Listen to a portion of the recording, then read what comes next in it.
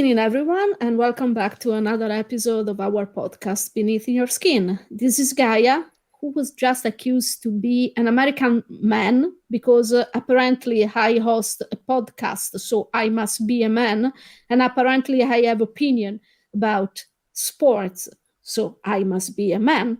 And how are you doing, my dear?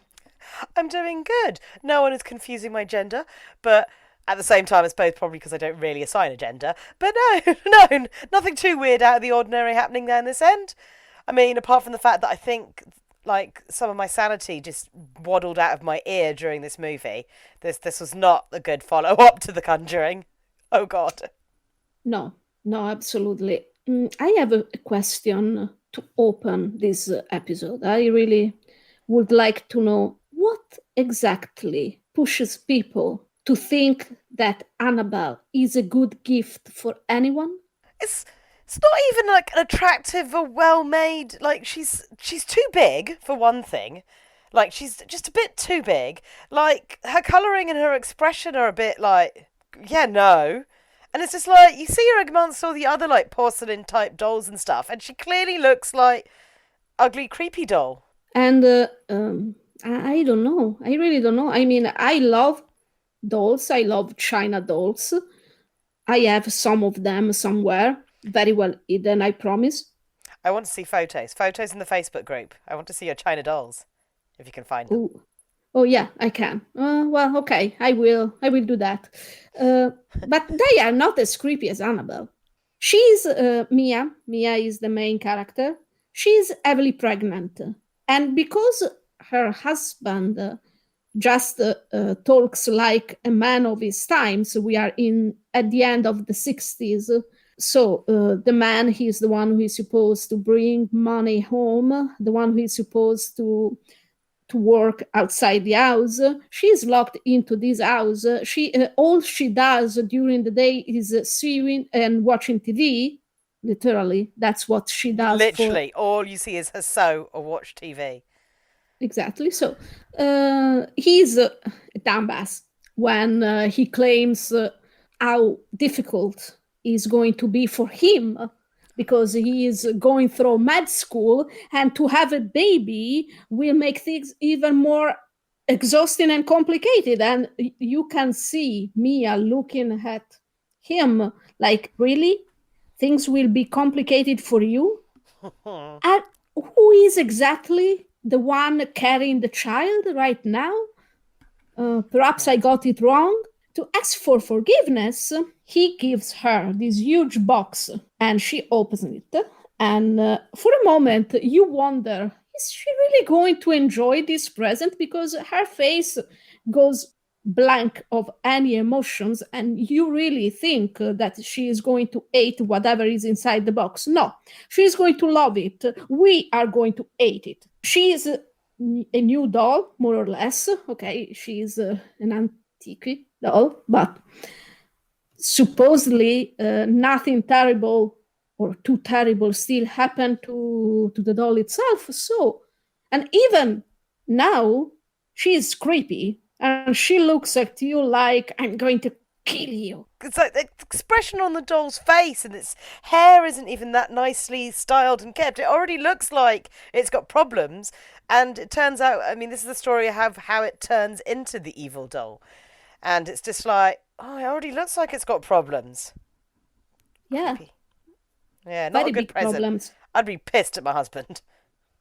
Exactly. I don't have an husband, but I will be pissed too. So, yeah. And then the movie opens with a reminding of what Charles Manson and his family did in California at the end of the 60s. A few seconds later, we see the family friends being killed by people dressed in white robes and dresses, and basically mimicking what Charles Manson's family did to Sharon Tate and the La Biancas. You don't even understand if you are going to watch an horror movie, a psychological thriller. It's just boring. It's just very boring. So someone breaks into the neighbor's house, And because he is going through med school, he realizes something is very wrong. So he tells her to go back inside their house and call an ambulance. And of course, someone is already inside their house. So she is heavily pregnant. She gets stabbed right into her stomach, and two people are killed. What happens next? The baby is safe, the wife is alive, and they are back into that house. Yeah, I don't think that was a smart move.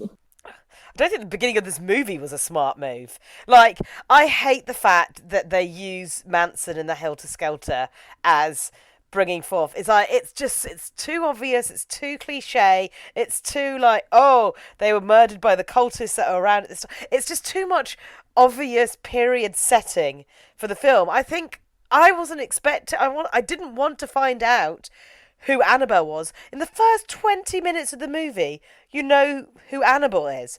You know that she is the daughter of the neighbours that's estranged, that gets killed in their house, and she was a member of a cult, and you see her die next to the doll, and her soul obviously must get transferred into the doll. So 20 minutes in, you're like, so Annabelle is... that's Annabelle.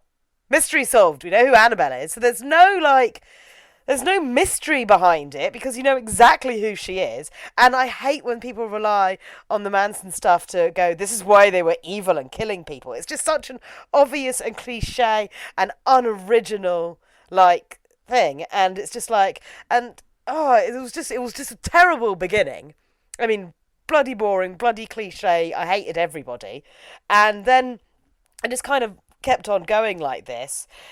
I mean, I hated the whole like stupid fire scene. It's like I was just like, it didn't make any sense. It's like, okay, you go back to live in the house after being stabbed in the belly there, and you know people have been murdered around you. Fair enough, but I would be looking for a new place to like live. You decide that you want the Annabelle doll still, even though like you know a cultist murderer died on it, and it's just like I wouldn't really want to keep the doll that you know got murdered by it around, but cool, you want to do that. Then you have all the false red herring of like, oh, I'm going to do popcorn. We're going to really focus on this popcorn. Oh, nothing happened. And you're like, something's going to happen with the popcorn. And it's like, oh, we're cooking some popcorn. Ooh. And it's just like, why did he leave it on the stove overnight? Why did he leave the cardboard packaging? How the hell did it manage to set fire to a wall on the other end where there was no burnables in between it? And it's like, it took her a long time to smell it if the entire kitchen was ablaze and all the doors are open. And then she goes downstairs and she's like, oh my God, it's a fire. I better fall on the floor. And I'm like, that's not how, like, carbon monoxide works. It doesn't fill up the room that quickly. And then it's like, oh no, the fire. And then you see someone coming in to rescue her. And then you see the husband running down the corridor. And he's like, are you okay? And he's like, oh my God, where's the baby? And the nurse comes in. And this perfectly clean, pristine baby is like, and here is your baby. I'm like, did you give birth in 5 minutes? Like, fastest birth ever. From like, oh no, my house is on fire to, look at my baby. Everything is good. And I'm like, stupid. And I have another question, because I am full of questions today. My other question is, so she's on forced bed rest because she got stabbed in the belly, so the baby is, a little bit in trouble. And the husband put the popcorn on the stove. And where the hell he disappeared? She can't literally goes downstairs to keep an eye on those fucking popcorn. He promised her popcorn, and then he disappears. Yeah, goes to work. And it's like, why?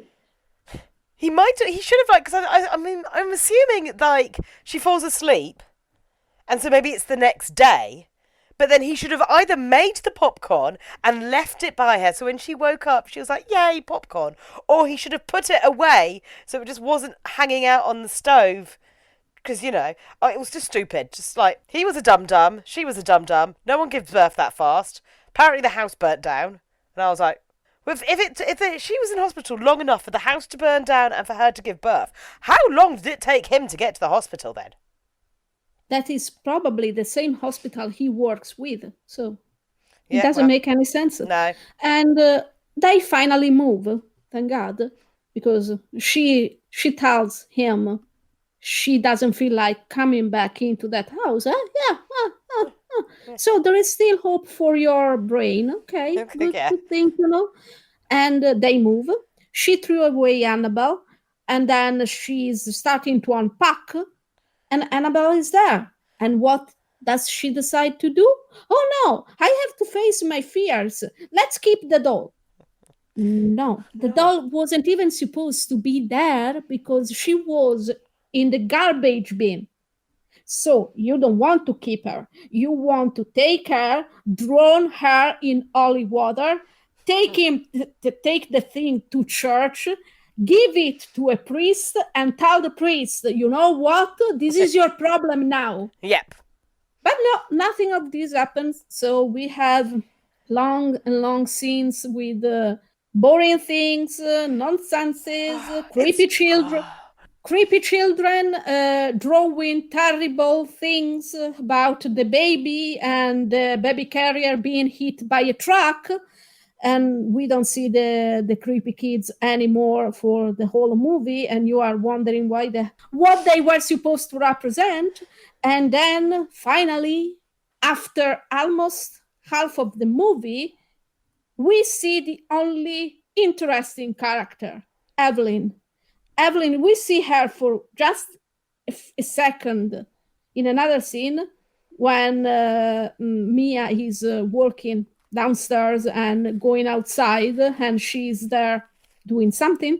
And then she finally meets Evelyn. Evelyn owns a bookstore. We see some interesting titles on the window of the store. So we know, because as I said, I hate movies that tells me exactly what's going to happen. And of course we see the title and we already understand, because we are not that dumb, that Evelyn will be an important character for me. And so blah blah blah blah blah blah blah blah blah blah blah blah, nonsense, creepy things happening, all all the shit, all the cliches happening, and Yeah. Yeah. Oh. nonsense, blah blah blah blah blah blah blah blah blah. She finally understands that something's very wrong. She's looking for something to help her to understand what's going on.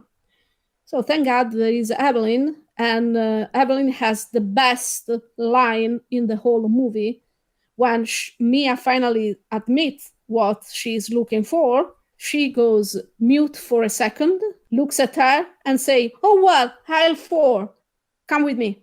So that's the best scene, because she doesn't lose her aplomb. She doesn't look at Mia like she's crazy or anything. She just takes her where books about ghosts and we suppose demonic possessions are.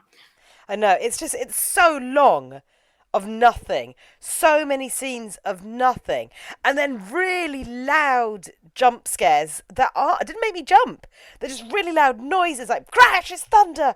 Ah, it's a door slamming. Ah, the music gets really loud. Oh my god, the woman screaming at everything. It's like, stop screaming at everything. And then you never feel like there's any real threat. You just feel like this woman is overreacting to everything. And the doll is not like, the doll's creepy to look at, but doesn't really do anything creepy. It just literally rocks on a rocking chair, and at one point it's lying on its side. But it's not like the doll's not moving, or its head's not turning, or it's not even like turning up. I watched another, like, a found footage demon doll one called Heidi, and the doll would just like randomly just turn up places, and every time they tried to like get rid of it, it would just turn up sitting in the same spot staring at them. Way creepier. This one isn't creepy. It's just loud noises and jump scares. Then there's the children that never factor into it again. And then the really obvious, like, jump scares of, like, random screaming woman runs through the house at her, and you're like, what? Where did that come from? Huh? And then it's just like someone else runs and chases her, and it's just like, oh my god, these are terrible.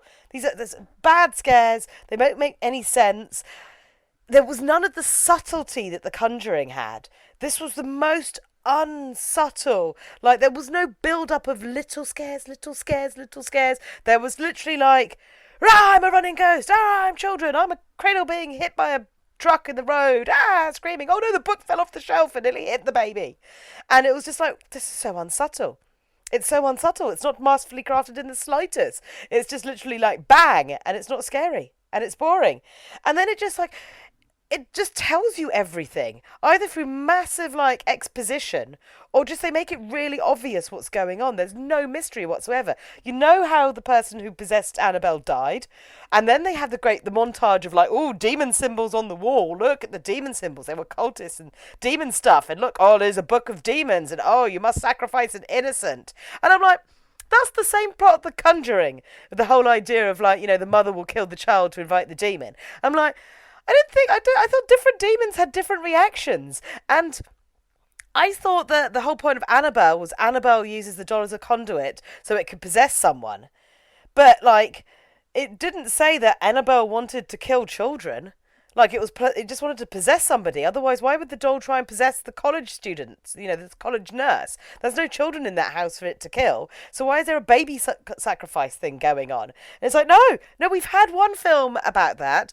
You've got a wonderful different mythology to play on. It could be that, like, it could have been anything. All Annabelle had to do was turn up different places, and it'd be like, why is she sitting on the sofa watching TV? Why is the doll sitting on the end of the bed? Like, and then her getting stressed out and throwing it in the furnace, like she did with the cardboard. Then the doll coming back, and it's like, why won't you burn? Do all that shit first, and then, like, then take it on that the doll's got a demon in it, and this demon just likes to fuck with people. It could be as simple as that. It didn't have to have this whole like, oh, I must sacrifice the blood of the innocent. You must have a soul for a soul, and it's like, I think you're upping the ante too much for a movie where the doll really didn't do anything. Like, it was just, so terrible. And then the bit that made me laugh, there's a bit when the priest has taken the doll to the church, and he goes through it, and then he just flies back out. And it's just like, the sound effect, woohoo, just kind of like played in my head. And then I'm like, oh, that was dumb. Because it's just like, woohoo, and then the doll gets picked up again. And it's just like, by a ghost of nobody in particular, probably of Annabelle herself, but oh, it's so bad, Gaia. So bad. I have another question. How is it that she screams all the time? She lives now in an apartment building and no one comes out from their homes and even to tell her to shut the fuck up. Exactly. So where is everyone?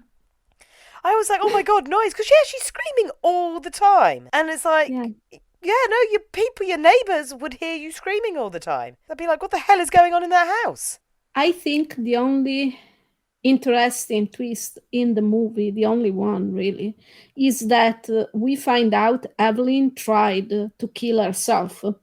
So for the Catholic Church, even if now they are claiming they modernized that dogma, but basically she tried to take her life, and she only was saved because her daughter appeared to her and told her that it wasn't her time yet. So we can suppose that was a near-death experience for her. Basically, for the Catholic Church of the old times, that's enough, having her banned from heaven for all eternity.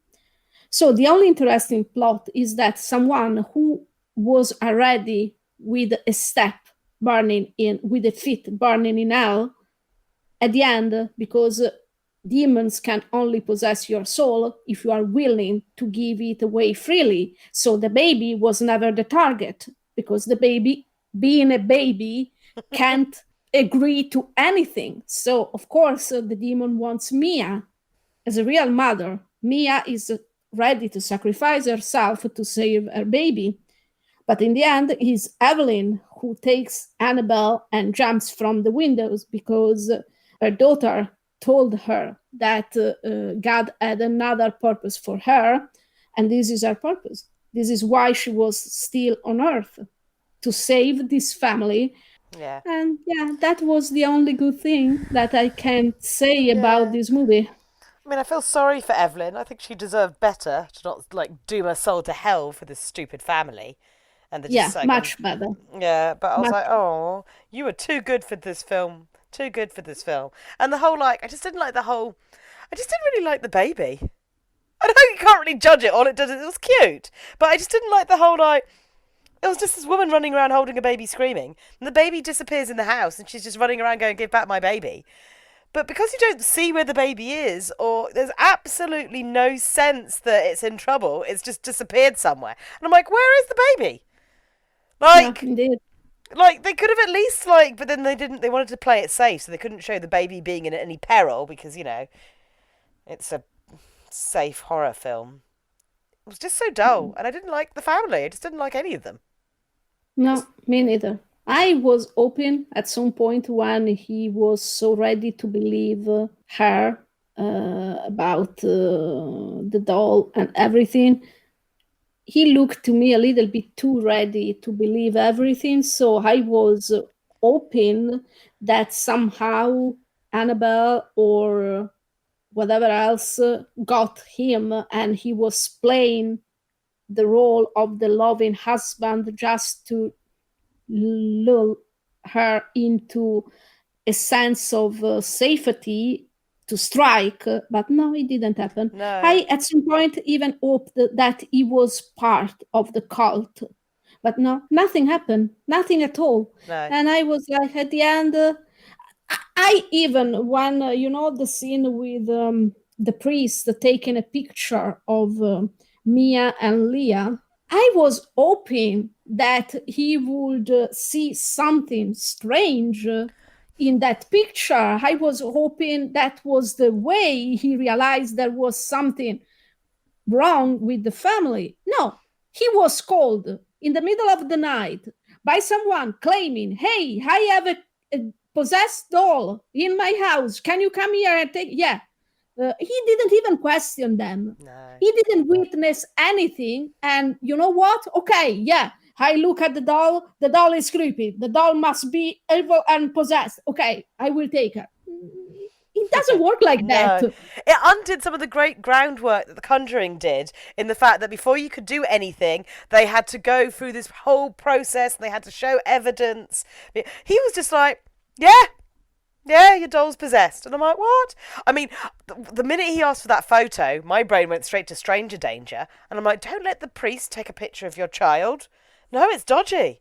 You can't take pictures of other people's children, priest, because that's dodgy. And it's like, no, it was literally like such a nice moment and it produced a really nice photo. It's like, no, it should have had a creepy photo. There should have been like a shadow attached to it. The priest should have secretly been in the cult and wanted to take, when he first says, okay, yeah, no, I agree with you. I'll take her. I thought he meant he was going to take the baby to the church to protect it while they tried to No, sort out Annabelle. And then I was like, oh, he's going to take the baby to the church. Then it's going to be twist. He's a member of the cult. And then they're going to sacrifice the baby to, like, release the demon. It's like, no, nothing no. interesting. The only connection to the Conjuring movie is that at some point he says something like, "There is this married couple based on the East Coast that the Vatican uses for this and that, and I will call them, they will come." That was all. We really didn't like it. No. It was boring. It wasn't scary at all. And the last scene, people, the last scene, you have to tell me what you think about the last scene. This woman looking like a normal mom, I mean, an old one, but like a loving mom, entering the shop, looking at Hannibal and falling in love with the creepy doll. Why? I want to know, I really want to know what her daughter Oh, did to her to deserve that present, yeah. because that's the present you give to a daughter you hate. It was so weird because she comes in and she's like, I've been looking everywhere for this. And it's like, yeah, she's a one of a kind antique. And I'm like, what? So Annabelle doll with the line is like some weird limited edition thing. It's like, oh, I really want this. Is amazing. Oh, it's extra money. Oh, of course. I'm like, no. Just give the money to your daughter. That's a much better present than the creepy doll that's been through some shit. So I'm going to spoil you, but you will get your answer in the second movie, Annabelle Creation. Oh, Yes, oh, yes. it hurts my soul a little bit. Yeah, no, I've got nothing else to say for this film. It was just boring and pointless. Did nothing for the canon and the Conjuring universe. And yeah, no, bad movie. Yeah, I totally agree. So, people, if you want to tell us what you think about this movie, join us on our Facebook page. You just have to look for Beneath Your Skin, or you can join us on our website on Pinecast, or listen to us on Spotify. You just have to look for Beneath Your Skin. And drop us a line on our Twitter account at beneath underscore your. So let us know, because really we didn't like it much, and we want to know what you think. Thank you for listening, and bye bye. Always a pleasure doing these things. This one was a little bit more painful than the average one, but I hope you enjoyed the episode, and it'll be interesting to see what others think of this franchise that we've decided to crawl our way through. But for now, bye, byes.